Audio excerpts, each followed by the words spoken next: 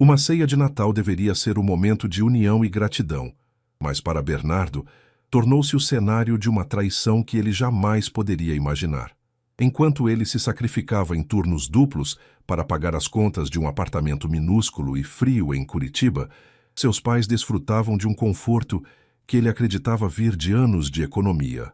Uma pergunta simples e despretensiosa de sua avó, Dona Adelaide, foi o estopim para que a máscara de perfeição da família caísse, revelando que as pessoas que ele mais amava haviam roubado o seu futuro de forma cruel e sistemática. Antes de começarmos essa história incrível, não se esqueça de curtir o vídeo, se inscrever no canal e contar pra gente nos comentários de onde você está ouvindo essa história. O frio de Curitiba naquela véspera de Natal não era apenas uma questão climática. Parecia infiltrar-se sob a minha pele, alcançando os meus ossos de uma maneira que casaco nenhum conseguia impedir. Eu caminhei apressado pela calçada úmida do bairro Bigorrilho, desviando das poças que refletiam as luzes coloridas de Natal penduradas nas sacadas dos prédios de luxo. Meus pés doíam. Eu vinha de uma sequência de 10 dias de turnos duplos na agência de logística, onde trabalhava como analista júnior, tentando garantir cada centavo de hora extra para conseguir fechar o mês. Peso da minha mochila, carregada com o notebook e alguns documentos que eu ainda precisava revisar, parecia dobrar a cada passo. Ao chegar na casa dos meus pais, Silvana e Otávio, senti aquele choque térmico imediato ao entrar. O ambiente estava aquecido e cheirava a uma mistura reconfortante de pernil assado, cravo e o perfume caro que minha mãe sempre usava nessas ocasiões. A decoração estava impecável. Uma árvore de quase 2 metros de altura ostentava enfeites dourados que eu não lembrava de ter visto no ano anterior.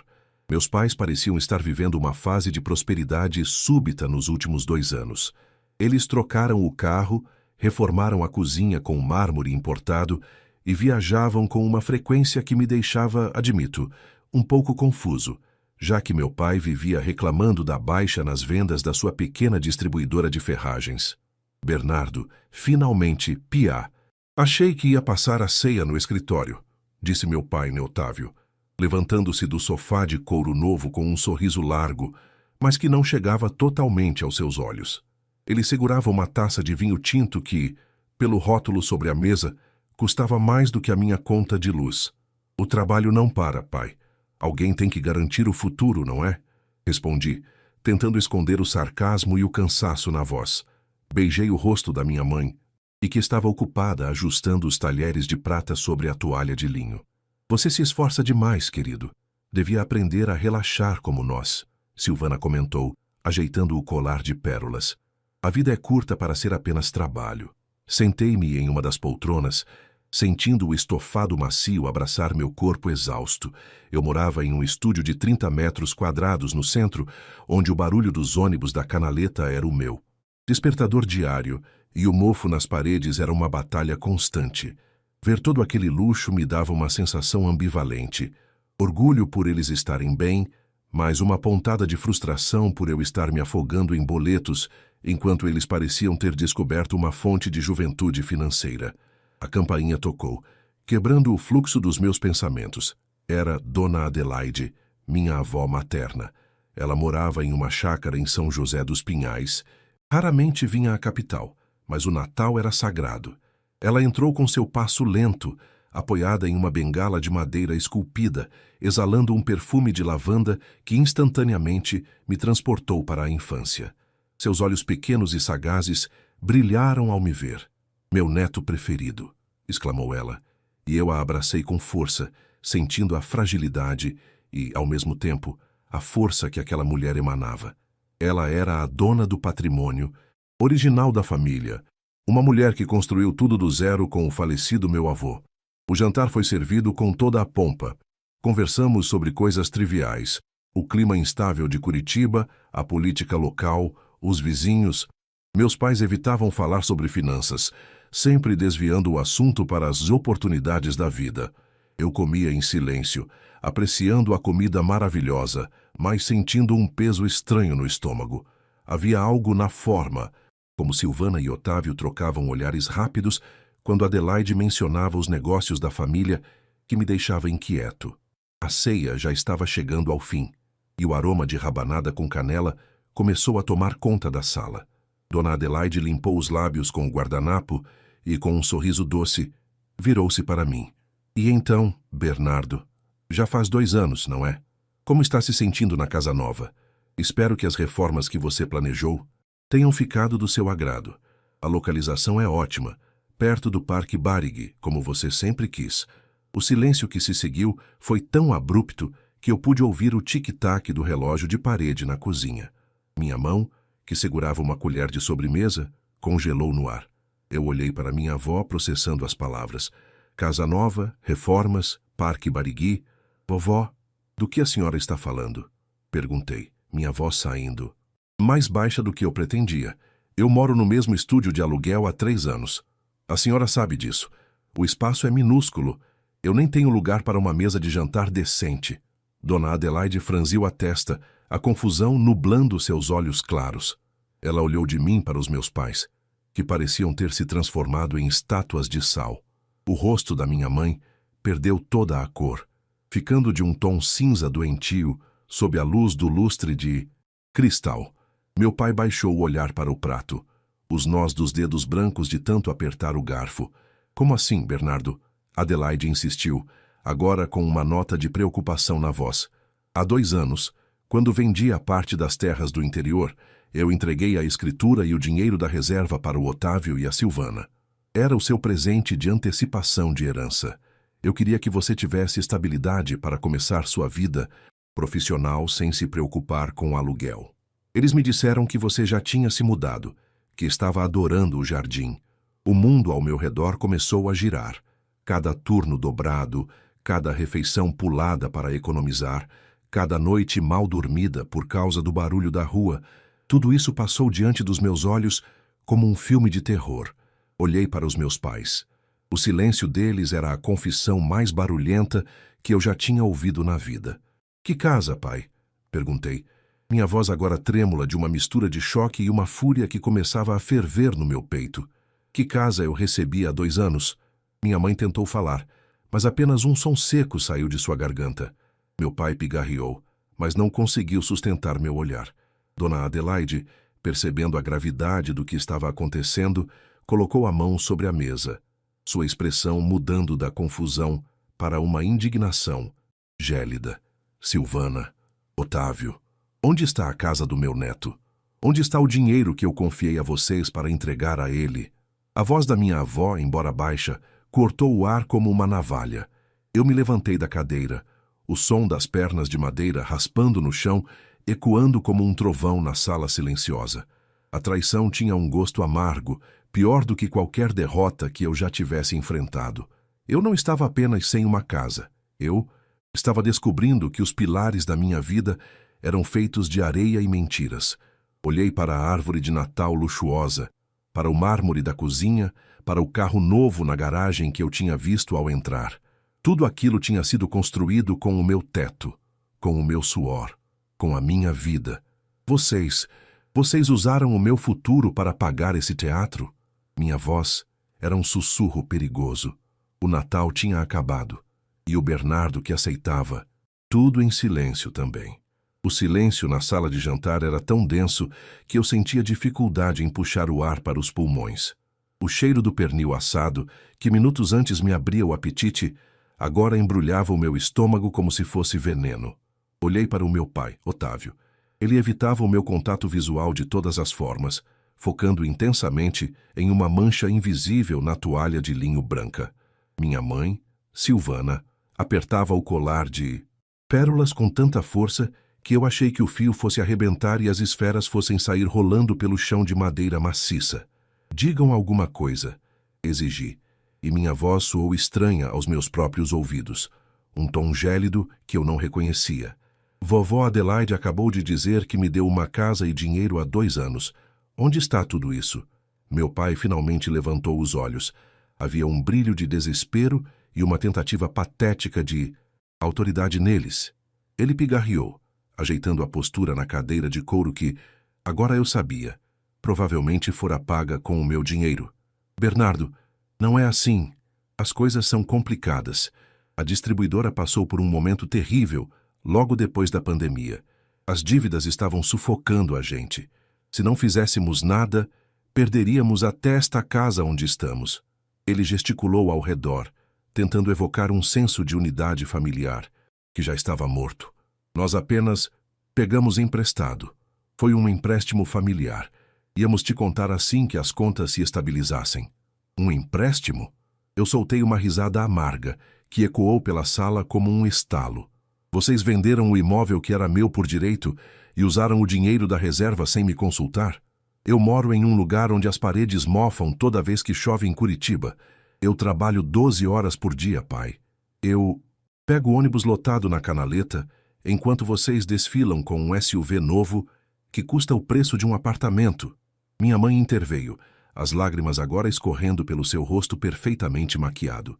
Era uma performance que eu já vira antes, mas que agora perdia todo o efeito. Foi pelo bem de todos, meu filho. Você é jovem, tem a vida inteira pela frente. Nós estávamos prestes a perder tudo o que construímos. Você não ia querer ver seus pais na rua, ia? Ela tentou alcançar a minha mão sobre a mesa, mas eu me esquivei como se o toque dela pudesse me queimar. Na rua? Dona Adelaide interveio, sua voz tremendo de indignação. Silvana, eu dei a vocês uma estrutura financeira sólida quando me aposentei. O que vocês fizeram com o patrimônio? Bernardo, eu vendi aquelas terras em Guarapuava especificamente para garantir o teu teto. O valor era de R$ 800 mil, entre o imóvel no Batel e a aplicação de reserva. R$ 800 mil. O número martelava na minha cabeça como uma marreta. Com esse valor, eu poderia ter feito minha pós-graduação no exterior. Poderia ter investido no meu próprio negócio. Poderia ter vivido com a dignidade que me foi negada enquanto eu contava moedas para pagar o condomínio no centro. Olhei ao redor daquela sala luxuosa. As reformas na cozinha, o mármore, as viagens. Eles postavam nas redes sociais como se fossem fruto de sucesso empresarial. Tudo era uma farsa. Eles não apenas pegaram o dinheiro. Eles o consumiram em um estilo de vida que não podiam sustentar, enquanto me assistiam definhar no cansaço. Eu quero os documentos, eu disse, levantando-me da mesa. Meus joelhos tremiam, mas eu mantive a coluna ereta. Eu quero ver o que sobrou. Eu quero saber em que nome está o que restou desse dinheiro. Não sobrou nada, Bernardo, meu pai admitiu. A voz agora um sussurro derrotado. A casa no Batel. Nós nunca chegamos a transferir para o seu nome. Como tínhamos a procuração da sua avó para os trâmites, nós a vendemos direto. O dinheiro entrou para cobrir os rombos da distribuidora e, bem, para manter as aparências. Você sabe como o mercado de ferragens é cruel. Se as pessoas notam que você está quebrando, elas param de comprar. A crueldade daquelas palavras me atingiu em cheio. Eles sacrificaram a minha estabilidade para manter as aparências, para que os vizinhos do Bigorrilho continuassem achando que os Moreira eram uma família de sucesso. Dona Adelaide se levantou, amparada pela sua bengala. A doçura que ela sempre carregava fora substituída por uma rigidez de aço. Vocês são uma decepção, disse ela, olhando nos olhos da própria filha. Bernardo, venha comigo. Não há mais nada para comemorarmos aqui. Saí daquela casa sem olhar para trás. Ignorei os gritos da minha mãe me chamando, pedindo para conversarmos como adultos. O ar frio da noite curitibana bateu no meu rosto, e pela primeira vez o gelo pareceu reconfortante. Ele combinava com o que eu sentia por dentro. Levei minha avó até o hotel onde ela estava hospedada. Durante o trajeto no meu carro velho, o silêncio só era quebrado pelo som dos limpadores de para-brisa. Ao chegarmos, ela segurou minha mão com força. Eu tenho todas as cópias dos comprovantes de transferência e os contratos de venda originais que eles assinaram como meus procuradores, Bernardo. Eu sou velha, mas não sou tola. Eu desconfiei quando sua mãe sempre mudava de assunto sobre a sua mudança para o Batel. Amanhã vamos procurar um advogado. O que eles fizeram é apropriação indébita. Ou pior, eles são meus pais, vó. Eu sussurrei, ainda processando a escala da traição. Eles são pessoas que roubaram o seu esforço, meu filho. Pais protegem. Eles te usaram como escudo para a incompetência deles. Naquela noite, voltei para o meu estúdio de 30 metros quadrados. Olhei para a mancha de infiltração no teto e para o meu jantar de Natal, um resto de marmita que eu tinha na geladeira. A fúria que eu sentia não era mais quente e explosiva, era fria, calculada e afiada. Eles achavam que o empréstimo familiar ficaria por isso mesmo. Eles achavam que, por serem meus pais, eu aceitaria as migalhas de uma vida que eles devoraram. Eles não sabiam com quem estavam lidando. Eu tinha passado os últimos 2 anos aprendendo a sobreviver com o mínimo, enquanto eles desaprendiam o valor do trabalho. Eu conhecia cada detalhe da logística da distribuidora do meu pai, pois muitas vezes o ajudei com as planilhas nos finais de semana. Eu sabia onde estavam os pontos fracos. Enquanto a chuva batia no vidro da janela, eu abri o meu notebook. A ceia de Natal tinha acabado de se tornar o primeiro dia da minha nova vida, e a primeira tarefa dessa vida era garantir que Silvana e Otávio sentissem o peso de cada centavo que me roubaram. A manhã seguinte, em Curitiba, amanheceu com aquele céu cinzento e pesado, uma redoma de chumbo que parecia sufocar a cidade. O barulho dos biarticulados passando na canaleta perto do meu prédio soava como um lamento mecânico. Eu não dormi. Passei a noite encarando a mancha de umidade na parede do meu estúdio, que agora eu via não apenas como um sinal de negligência do proprietário, mas como uma cicatriz da traição dos meus próprios pais. Cada gota que escorria lá fora parecia cronometrar o tempo que eu perdi sendo o bom filho, enquanto eles eram os meus algozes. O café preto e forte ardia na minha garganta, mas era necessário para manter o foco. Às 9 da manhã, estive no saguão de um prédio comercial imponente no centro cívico. O contraste entre aquele mármore polido e o chão de linóleo gasto do meu apartamento me causou uma náusea familiar. Mas desta vez, eu não me sentia inferior. Eu me sentia armado. Dona Adelaide já me esperava, sentada em uma poltrona de veludo azul no escritório do doutor Renato Valadares, um advogado de confiança que cuidava dos negócios dela há décadas. O escritório cheirava a papel antigo, café gourmet e couro. Doutor Renato era um homem de fala pausada, óculos de aro fino e uma expressão que não deixava transparecer emoção, até que ele abriu a pasta com os documentos que minha avó trouxe. Bernardo, sua avó, me explicou a situação por cima. Mas os documentos dizem o que as palavras às vezes tentam suavizar, começou o doutor Renato, ajustando os óculos. O que houve aqui foi uma violação flagrante de confiança e uma série de ilícitos cíveis e, possivelmente, criminais. A procuração que Dona Adelaide deu a seu pai, Otávio, era específica para a gestão e transferência do imóvel no Batel para o seu nome. Ele utilizou essa procuração para vender a imóvel a terceiros e desviar o recurso para as contas da empresa dele e para contas pessoais de sua mãe, Silvana. Eu ouvia tudo aquilo, sentindo um zumbido nos ouvidos. R$ 800 mil. O valor da venda, somado à reserva de investimento que minha avó havia deixado para as taxas e reformas, simplesmente evaporou em uma rede de mentiras. Eles podem ser presos? Perguntei, minha avó saindo mais firme do que eu esperava. Depende da nossa estratégia, Bernardo, o advogado respondeu, cruzando os dedos sobre a mesa de mogno. Podemos entrar com uma ação de prestação de contas cumulada com indenização por danos materiais e morais. Podemos também levar o caso à esfera policial como apropriação indébita. No entanto, o que me preocupa é a saúde financeira da distribuidora do seu pai. Se a empresa estiver tão mal quanto ele sugeriu, talvez não haja patrimônio para penhorar. Mas há patrimônio, eu disse, e um sorriso amargo surgiu no meu rosto. Eu conheço aquela distribuidora. Passei anos ajudando o meu pai a organizar as planilhas de logística e os fluxos de estoque. Ele é desorganizado, mas a empresa tem contratos fixos com construtoras grandes aqui de Curitiba e do litoral. O que ele está fazendo é o que chamamos de sangria. Ele tira o lucro para manter o padrão de vida de luxo da minha mãe e deixa a empresa operando no limite, devendo fornecedores e impostos. A SUV nova, a reforma da cozinha, as joias, tudo isso está em nome de uma empresa de fachada que minha mãe abriu no ano passado. Dona Adelaide soltou um suspiro pesado, balançando a cabeça. Eu criei uma serpente, Bernardo.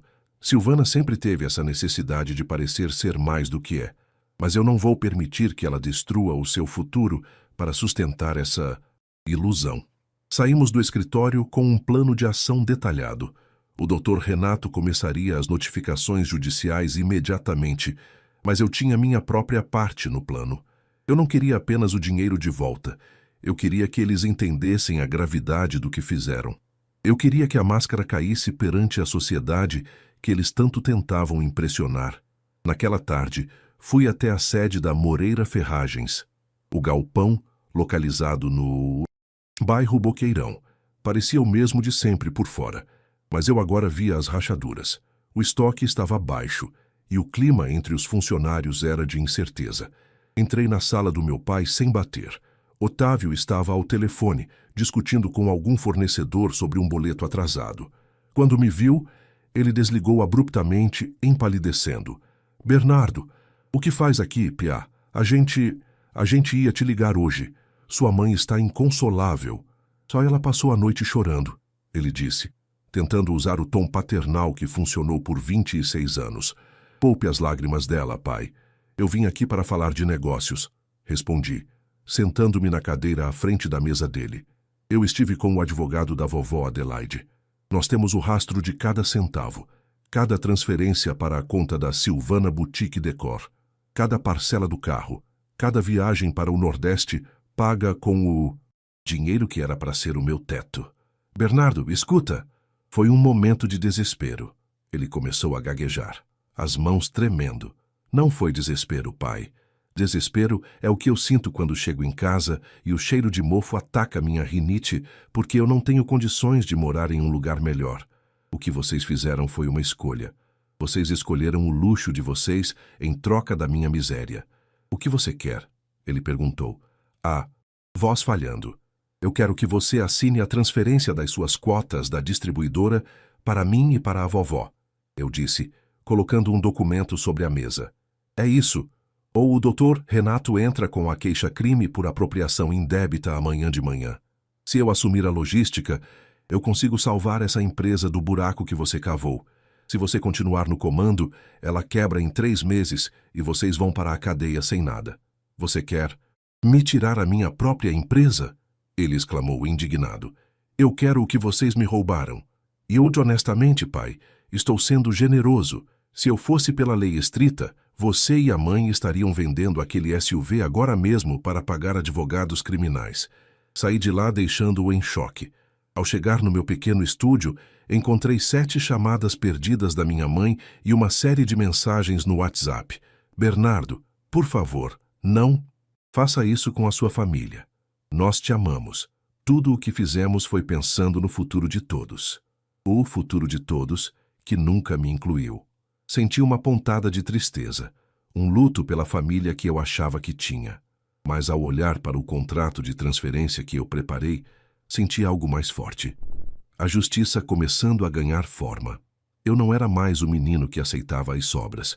Eu era o homem que ia retomar as rédeas da própria vida, mesmo que para isso tivesse que demolir o castelo de cartas que meus pais construíram sobre o meu sacrifício. O próximo passo seria o mais difícil.